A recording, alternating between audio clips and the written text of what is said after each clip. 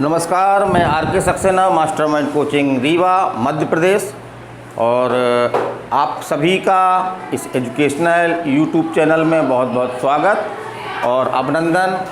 ये मेरी क्लास विश्व का भूगोल चल रही है और कौन सी क्लास है आपकी? ये पार्ट 13 क्लास है।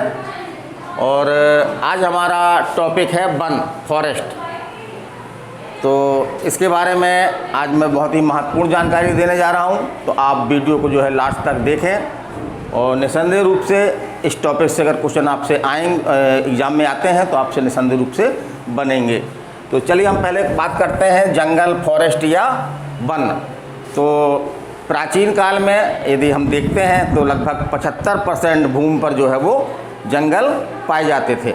लेकिन धीरे धीरे जिस तरह से विकास की प्रक्रिया चली, उससे क्या जंगलों का जो है वो विनाश हुआ। और वर्तमान में जो मोटा आंकड़ा है तो 24% जो है वो वर्तमान में दुनिया के धरातल के 24% भाग में जो है वो वर्तमान में वन है। तो निसंदेह रूप से वनों की संख्या कम हुई है। और वनों के नष्ट होने से जो मुख्य समस्या वो उत्पन्न होती है वो क्या है? आपकी पर्यावरण प्रदूषण की समस्या। तो वर्तमान में विश्व जो है पर्यावरण प्रदूषण की समस्या से जूझ रहा है। इसका मुख्य कारण क्या है? वनों का धीरे धीरे घटना। चलिए हम आगे चलते हैं। तो अब हम बात करते हैं कि जो पर्यावरण की दृष्टि से एक मानक है कि कम से कम भूमि के इतने % भाग पर जो है वो वन या जंगल होने चाहिए। तो वो क्या है आपका? 3% पृथ्वी के 1/3 भाग पर, या अगर हम परसेंट में लें तो 33.3% भाग पर जो है वो जंगल होने चाहिए। तो यहाँ से क्वेश्चन आपका बनता है कि पर्यावरण की दृष्टि से जो है वो कितने % जंगल होने चाहिए? तो कुल भूमि पर जो है वो 33.3%, या हम अगर मोटा आंकड़ा लें तो 1/3 भूमि पर जो है जंगल होने चाहिए। क्योंकि जंगल क्या करते हैं? वृक्ष का मुख्य रोल क्या है कि ये ऑक्सीजन बाहर निकालते हैं और कार्बन डाइऑक्साइड जो है वो अंदर लेते हैं। इस तरह से हमारे वातावरण में जो संतुलन है गैसों का वो जो है वो बना रहता है। और यहाँ पे क्वेश्चन और आता है एग्जाम में कि यदि वो पर्वतीय क्षेत्र है तो वहाँ पर वन कितने होने चाहिए? कुल क्षेत्र का 40%। तो ये क्वेश्चन आपके एग्जाम में आया है कि पर्वतीय क्षेत्रों में 40% और नॉर्मल क्षेत्रों में 33.3%, अर्थात 1/3 भूमि। फिर हम आगे चलते हैं तो वनों के प्रकार। तो वनों के जो है वो विभिन्न प्रकार हैं, पुस्तकों में आपको अलग अलग से मिलते हैं। मैंने भी वनों के जो है वो करीब आपके 6 प्रकार में बांटा है। और ये प्रकार मुख्यतः जो है वर्षा के आधार पर हैं, कुछ वृक्षों के नेचर के आधार पर हैं। तो पहला प्रकार कौन सा है आपका? उष्ण कटिबंधीय चिरहरित, या इनको हम जो है वो सदाबहार वन कहते हैं। और विषुवती ये कहाँ पाए जाते हैं? ये क्वेश्चन आपका आता है एग्जाम में। तो कहाँ पाए जाते हैं? विषुवती रेखी तथा उष्ण कटिबंधीय प्रदेशों में मुख्य रूप से ये पाए जाते हैं। और इनकी जो खास विशेषता है कि अधिक वर्षा वाला क्षेत्र होता है ये, तो साल भर वन जो है वो हरे भरे बने रहते हैं। तो यही है कि इन वनों में वृक्ष साल भर जो है वो हरे भरे रहते हैं। और वृक्षों की पत्तियां कैसी होती हैं? तो वृक्षों की पत्तियां जो है वो चौड़ी होती हैं। और इन क्षेत्रों में जहाँ उष्णकटिबंधीय वन पाए जाते हैं वहाँ वर्षा कितनी होती है? तो वेरी गुड है ना, 200 सेंटीमीटर से अधिक, 200 सेंटीमीटर से अधिक। चलिए हम दूसरा देखते हैं। दूसरा आपका है उष्णकटिबंधीय अर्ध पतझड़ वन। उष्णकटिबंधीय अर्ध पतझड़ वन। तो इस प्रकार के वन उन क्षेत्रों में पाए जाते हैं जहां वर्षा जो है वो 150 सेंटीमीटर से कम होती है ना। इसको याद रखना है आपको। ये पूछ सकता है एग्जाम में कि उष्णकटिबंधीय अर्ध पतझड़ वन जो है वो किन क्षेत्रों में पाए जाते हैं? तो जहां वर्षा जो है 150 सेंटीमीटर से कम होती है। और इस प्रकार के वनों में जो मुख्यतः इमारती लकड़ियाँ हैं, इमारती वृक्ष हैं, जैसे कि आपके साल है, सागवान, या इसको हम आम बोलचाल की भाषा में सागौन बोलते हैं, तथा बांस के वृक्ष यहाँ पे जो है वो पाए जाते हैं।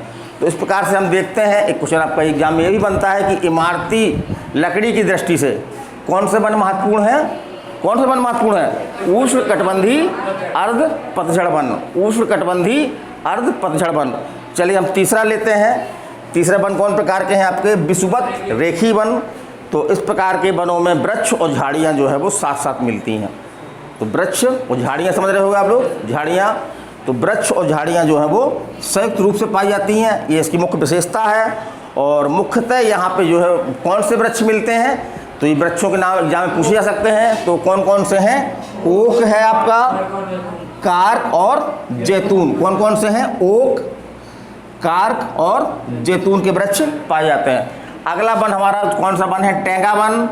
तो इसमें सदाबहार वृक्ष पाए जाते हैं। सदाबहार का मतलब है कि जो साल भर जो है वो हरे भरे रहते हैं। तो इस तरह के वृक्ष इसमें पाए जाते हैं। और वृक्षों की जो विशेषता होती है तो उनकी पत्तियां कैसी होती हैं, नुकीली होती हैं। उनकी पत्तियां कैसी होती हैं, नुकीली होती हैं। चलिए अगला वन देखते हैं हम। अगला वन कौन सा है, टुंडा वन।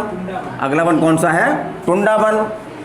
तो ये वन प्राय जो है वो बर्फ़ से ढके रहते हैं, माने उन क्षेत्रों में पाए जाते हैं जहाँ बर्फ़ की अधिकता होती है, माना जहाँ पर धरातल में बर्फ़ जमी होती है, तो ये उन क्षेत्रों में पाए जाते हैं। और गर्मी के मौसम में जब बर्फ़ कम होती है तो यहाँ पर मुख्य रूप से जो है वो लाइकेन और मास, है ना, लाइकेन और मास के वृक्ष जो है वो उगाते हैं, है ना।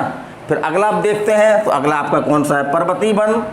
तो इनकी क्या विशेषता है, तो इस प्रकार के वनों में जो है वो शंकुधारी वृक्ष, कौन से वृक्ष, शंकुधारी वृक्ष पाए जाते हैं। और इन वृक्षों की खासियत क्या है कि इनकी पत्तियां जो है वो नुकीली होती हैं। इनकी पत्तियां कैसी होती हैं, नुकीली होती हैं। और एक क्वेश्चन आपके एग्जाम में ये भी आया है, उसको मैंने सम्मिलित किया है कि विश्व दुनिया का सबसे बड़ा जंगल कौन सा है। तो दुनिया का सबसे बड़ा जंगल कौन सा है, अमेजन, है ना। अमेजन जंगल है जो कहाँ पर है आपका, दक्षिणी अमेरिका में। कहाँ पर है, दक्षिणी अमेरिका में। और एक क्वेश्चन आपका ये भी बन सकता है एग्जाम में कि विश्व में सबसे अधिक वन वाला देश कौन सा है, तो वो कौन सा है आपका, रूस। और दूसरा कौन सा है,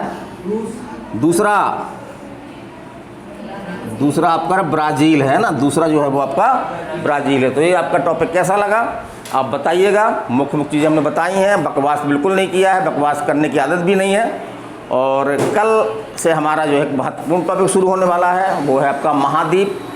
तो महाद्वीपों के बारे में एग्जाम में क्वेश्चन बनते हैं, तो हम महाद्वीप के बारे में आपको बताएंगे। तो कल हमारा टॉपिक होगा एशिया महाद्वीप, है ना। तो एशिया महाद्वीप, उसकी क्या विशेषताएं हैं, वो सभी हम आपको बताएंगे। और लगभग हम अपने इस टॉपिक में जो है वो उन सभी क्वेश्चनों को शामिल करेंगे जो एग्जाम में आपके आते हैं। तो चलिए विदा लेने का समय है, कल फिर मिलते हैं। नमस्कार, धन्यवाद।